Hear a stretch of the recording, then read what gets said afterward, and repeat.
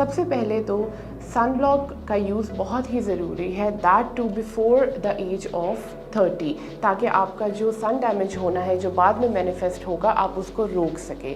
Sun block is very important for the people of all edges.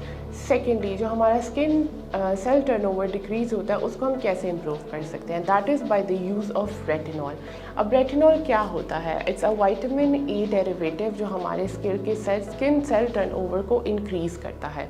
इसको हमने use कैसे करना है? क्योंकि ये एक स्ट्रॉन्ग कंपाउंड है और टू सम एक्सटेंट हमारी स्किन की ड्राइंग भी कॉज करता है, तो it's better to use it as a sandwich method कि आप पहले अपनी स्किन के ऊपर मॉइस्चराइज़र अप्लाई करें, फिर पी साइज़ अमाउंट रेटिनॉल के अप्लाई करें और उसको फिर दोबारा आप मॉइस्चराइज़र से लॉक कर लें। थर्डली, जो हमारी स्किन के अंदर कोलाजन की प्रोडक्शन कम होना शुरू हो जाती है, उसके लिए हम डिफरेंट ट्रीटमेंट्स करवा सकते हैं, जिसमें micro needling is a very good treatment. वो इनटू 300 हमारे स्किन की कोलाजन के प्रोडक्शन को इंक्रीज़ कर देता है।